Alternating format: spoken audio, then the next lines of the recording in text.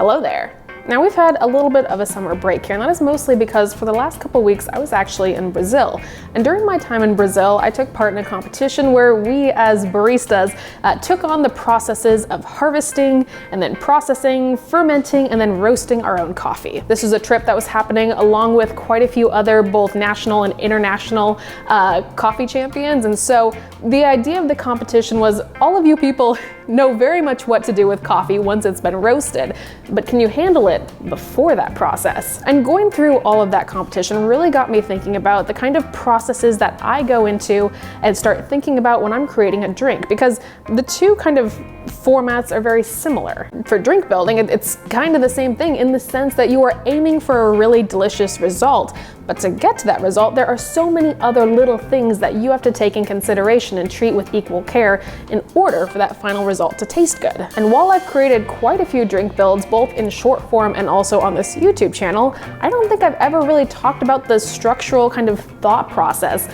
behind starting from scratch to getting to a final recipe. So we're gonna do that today. Now again, take this all with a grain of salt. This is my process. If you find switching up the steps, if you find doing it slightly differently works for you, great. This is just to kind of get your wheels turning and to kind of unveil what my what my brain does, especially during competition season, which is already starting back up. I know it's very soon. It feels like it just ended, but we'll be getting to that soon. Now, my last point of clarification is that when we're talking about coffee drinks, I am talking essentially about signature beverages or specialty drinks.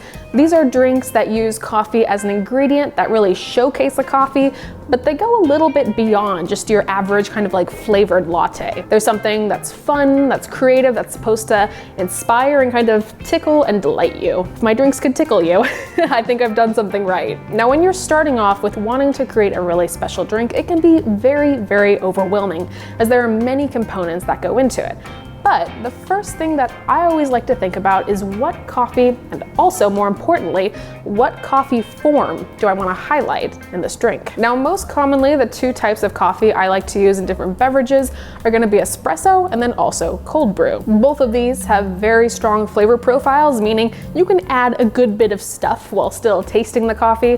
And additionally, they're both pretty easy to make, and they both pair fairly well with a lot of things.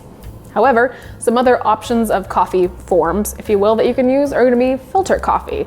You can very easily use coffee from a mocha pot. You can use flash brew. You can really use any type of coffee, but deciding which form you want to use is going to be the most important, as it's going to dictate what kind of flexibility you have with your other elements. Filter coffee, for example, in general, a bit more delicate, a bit more elegant than cold brew, I would say. And so you're going to be adding different proportions of ingredients and different types of ingredients to be able to still highlight that coffee while turning into something a little bit more special. One thing I don't think I also mentioned is today, while we talk about this entire process, we're going to be building a drink and talking about the principles I use. So for today's example, I've chosen to use espresso. Now, I have a nice, freshly pulled double shot of espresso here using a lovely Ethiopian coffee. And actually, I would like to tell you a little bit more about this coffee, so I'll be right back. I want to give a huge thank you to Trade Coffee for sponsoring today's video. Even when building coffee drinks that involve more than just coffee, it's important to have a high quality fresh coffee as well. A good input will often create a good output, and when crafting a specialty drink, we want to be intentional about the coffee used. Trade Coffee is a coffee subscription service that makes it easy to discover new coffees and get inspired to make your best cup at home every day. Trade partners with the nation's top-rated independent roasters to send you the best quality coffee you can get. And whether you know what you like or are new to specialty coffee, Trade has you covered. This month, Trade sent me a washed Ethiopian coffee from Atomic that I'm already halfway through. This coffee is the heirloom variety and has the classic profile of peach, black tea, and florals. It's versatile, working both on filter and espresso, but again, if this particular profile isn't your cup of tea, then you can explore the world of flavor that Trade has to offer with over 450 unique coffees to choose from. So if you're ready to get started, Trade is offering my subscribers a free bag of coffee with any subscription purchase at drinktrade.com/MDC. That's drinktrade.com/MDC for a free bag of coffee with any subscription purchase. The next thing I choose in my drink making process before I even think about what ingredients I'm going to use are going to be what texture, and also what temperature I want this final drink to be served as. Now, this is the step that I think some people will move around depending on their own kind of like processes and like the way their brain thinks, but for me, I always lean into texture first. I really enjoy different textures. I enjoy figuring out how to create them, and when it comes to identifying flavor and tactile notes, I always have a lot easier time thinking about the tactile than I do the flavor. And also, I find that for me personally, figuring out the tactile really goes hand in hand with then deciding what flavors I want. We have some espresso today. It is nice and summery and hot, so I'd like my drink to be cold, and I think I want my drink to be sparkling. Something kind of summery and delightful, and something that makes me want to go like sit outside. Maybe not today because it's 105, but sit outside under the shade with a nice book. That is the mood we are trying to curate here. Now, there are many drink textures or weights that you can choose from. I think some of the most common words you'll find when thinking about what drinks feel like are often going to be silky or syrupy, or I'm looking at my notes over here, or light or bubbly or soft or slushy. There's a lot of different options out there. When I think about syrupy and silky drinks, I usually think about something that potentially has a dairy component added to it. Perhaps something that's even clarifies. You get this kind of like slick texture in the mouth. When I think about a drink that has a very light texture, I think about something that maybe had some sort of dilution added to it, either from juice or water of some type. Bubbly is easy. That usually means there's carbonation added, so either force carbonating something or adding sparkling water or soda or what have you. Then we have soft. Usually things like a shaken latte I would describe as being soft and pillowy. If you're adding like nitrous oxide to something, that is also going to be a very soft, creamy, and pillowy texture. And also you have slushy. That one's pretty straightforward. You would probably want to blend something to make a slushy drink. However, today, cold and carbonated is what we're going to be going with. Now, to create the texture of carbonation, there are a few different ways you can do it. Here's a tool that you might see a lot in my videos and also just in drink making channels in general. This bad boy right here is called a kitchen siphon. A whipping siphon, you'll see it with a couple different names, but essentially it will force either carbon dioxide or nitrous oxide into whatever liquid that you have in the base of it. Whenever you buy one of these, you'll either pick up nitrous or CO2 cartridges. They look like this. Some of you might know these as whippets. Don't use them as whippets. or don't let me tell you what to do, but please just use them responsibly in your beverages. Anyways, a little throwback for some of you, I'm assuming. Using a tool like this, you can very easily create different textures in your drinks, but we're going to be using something a little bit different today. Diving into all of these different like paraphernalia you can have around drink building is definitely where this all gets a little bit inaccessible, but this is kind of for inspiration. This is talking about the process, so this is my process, these are my tools, here we go. This right here is a pralini. You've probably seen it before. I've used it in drink builds and in competition before, but it's essentially another carbonation system. However, this I find provides a little bit of a lighter carbonation than the siphon does. It's less forceful, there's not as much carbon dioxide put into it, and so it lends to a drink that's a little bit lighter, a little bit more sparkling rather than just being like carbonated. We have our temperature, we have our coffee base, and we also have our texture. Let's talk about ingredients. When thinking about what ingredients to include in a coffee drink, I like to just start with kind of spitballing one ingredient and working off of that. I like to figure out the main flavor I want my coffee drink to taste like. And it helps to kind of think about what profile you want your drink to have. Do you want it to be tropical? Do you want it to be spiced? Do you want it to be floral or savory or herbaceous or sweet? Like, what is the general feeling you want your drink to encompass? Now, I think just kind of using a little bit of like logic and intuition here, this is going to be cold, it's going to be sparkling. I think something tropical and summery is going to taste really nice with some light Ethiopian espresso. And this is where it kind of goes up to you. What is a tropical fruit that you enjoy? For me, I really like pineapple, so I think we're going to base this drink around pineapple. You could most certainly just add some pineapple juice and carbonate it, and it would probably taste pretty good. But in order to add some complexity, in order to take our drink to something that is greater than the sum of its parts, we're going to need some complementary flavors. You might already have some in mind, but if you don't, there is a resource that I highly recommend that will get your wheels really turning when it comes to flavor combinations. Anyone who has worked in mixology or a kitchen or any sort of food job probably has seen this somewhere before. This is called the Flavor Bible, and I do treat it as such. This is a fantastic resource for figuring out what sort of flavors will pair well with other flavors. Kind of thinking about flavor pairings in the same way we do with colors, I like to use the example of like purple and then yellow. They're two colors that aren't really similar, but they do go very, very well together. And so that's what we're kind of looking for in flavor. We're looking for flavors that are gonna enhance and accentuate each other without being too much of the same. The Flavor Bible right here really has most ingredients that you could ever think of. As I talked about before, we're starting with pineapple. Looking at pineapple here within the Flavor Bible, it also has really nice descriptions of the ingredients themselves, which I think really help when you start thinking about taste calls in coffee. It just gets a little bit more like nitty-gritty and a little bit more analytical about how we experience flavor and what things combine to create new flavors. Doing a lot of a lot of hand motions today. Pineapple. Season, winter through summer. Taste is sweet, weight is medium, volume is moderate, and a couple techniques you can use is baking, broiling, grilling, poaching, raw, roast, or saute.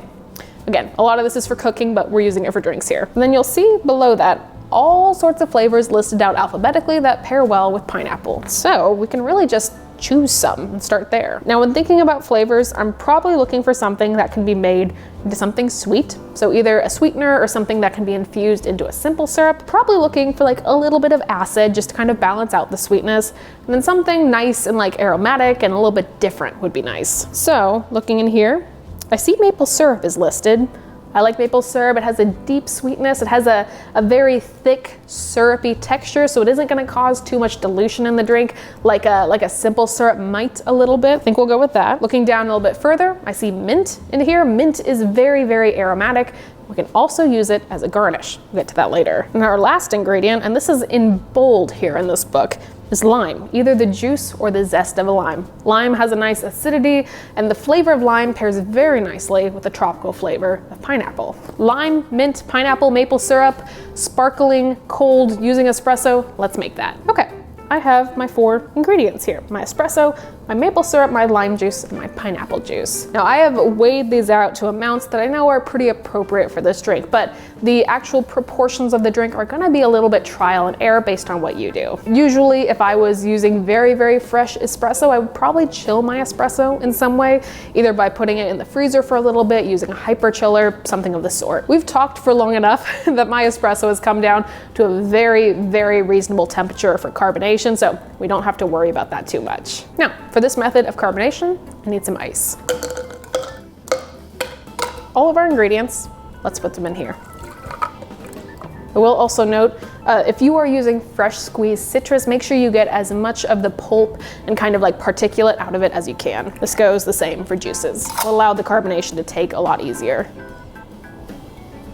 Also, if you are carbonating things, make sure they are cold. That will also allow the carbonation to take. Okay, those are our liquid ingredients. We're also gonna add some mint leaves. Just for the sake of it, let's use 4 nice large ones. Now, in a previous video, a couple months ago, I used mint leaves in a shaken coffee mocktail. And I muddled them a little bit before I used them. And someone actually rightfully pointed out to me that I don't really need to do that. When you're doing cocktails or mocktails / coffee drinks with mint leaves, ones that are shaken with ice, the shaking with the ice is gonna muddle and kind of break apart those mint leaves as much as you really need to. By muddling them, what you're trying to do is start to kind of release the oils and the aromatics and the flavor that are trapped within the mint leaves. And so you can kind of overdo it if you muddle and then also shake them. Just something I thought worth pointing out. It was a good learning lesson, and I have stopped crushing my mint leaves into oblivion. Okay, everything's in here. Now we carbonate. This is such a, there we go. This is such a weird little carbonation system, but I love it. Fill to the top. Give it a good shake, kind of see all that carbonation and bubbles activating. We can set this to the side for the moment. Let's talk about service. Okay, so you've made your drink, but now you have to actually serve it in something. And so let's talk about the glassware. In the world of cocktails, you will see drinks that are made specifically for certain types of serviceware. You have a few distinct shapes like this. This is a Glencairn glass. You also have martini glass, and these both have different purposes in regards to the type of drinks they're supposed to hold. You'll notice that this has a small but more rounded base to it, and then as you get towards the lip of the cup, it kind of funnels up and like a little bit out. This is intentional so that when you sip from this glass, you're really forcing the aromatics like right to your nose. It really funnels all of the aromatics up and out to you rather than something like this where there's a lot more room for just like dissipation. Some people might not like the comparison, but you can think of a glass like this being more attuned to something like espresso, something that has a lot more nuance and a little bit more of like a delicate procedure to how it's consumed. The aromatics in an espresso do play a good part in what you're actually gonna taste. Versus something like this, this might be more for your standard latte, something that is not going to be very aromatic, and in that case you don't need to worry about this sort of funneling effect as much. So going back to our drink build, if you are doing a smaller drink that is going to be highly aromatic, maybe look into finding some sort of service vessel that will treat that drink appropriately. If you're looking for something with a little bit more flair, have at it. There are a billion different glass shapes out there, many pretty ones. You don't have to worry about it so much. Jumping back to the coffee world, some of you might recognize these two glasses right here. They are both from Kruve, and they're specifically coffee tasting glasses. Now, they are both very intentionally designed in the way they have weight, and the way they feel, and the way they are shaped, and it's all to kind of enhance those aromatics and your flavor experience with coffee. Similar principle, but specifically for coffee. But we're not going to use either of these. We're going to use a glass like this. Now, this is a little bit more of a simple glass. I'm not too worried about like intense aromatics with my drink. My drink is pretty small, so it should fit in this, and I'm planning on doing a mint leaf garnish, which should also fit nicely in here. And I should be able to still drink it without the mint leaves getting everywhere. So let's get some ice for my glass. Just a few to maintain its chill. Everything in there is already nice and icy and cold. There we go. So pretty simple presentation.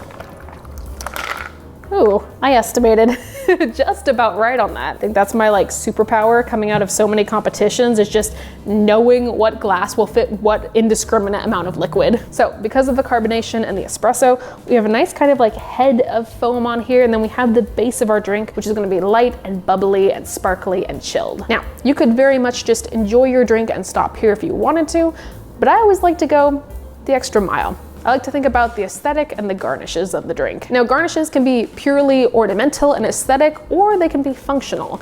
Today we're going for one that is, I would say, a bit more on the functional side than it is the aesthetic side. This section is going to be a little bit lighter, as I did a really in-depth video on ways to add aromatics to coffee drinks, and I'll link that down below. The short of it is you can do things like smoking herbs into your coffee drinks. Not that way, I know what you're thinking. I mean like smoking some rosemary or some thyme into your coffee. You can do things with florals. You can add floral spritzes. You can also do things with spices, whether you're grating something on top or whether you're using citrus for like a garnish or a peel or something. However, we've already very lightly incorporated the flavor and aromatics of mint into our drink, and so we can go a little bit farther and really bump up those aromatics by adding a sprig of mint on top. So just find a nice fresh piece, and I kind of just plop him right in there. It adds a bit of color. It's kind of that extra mile. And then also, when you bring this up to your mouth to sip, your nose is gonna get kind of right in there, which is gonna allow a lot more of that mint to come through, both in the aromatics, but then also conversely in the flavor as well. So excited to taste this. We've been talking about it for so long. I love this drink.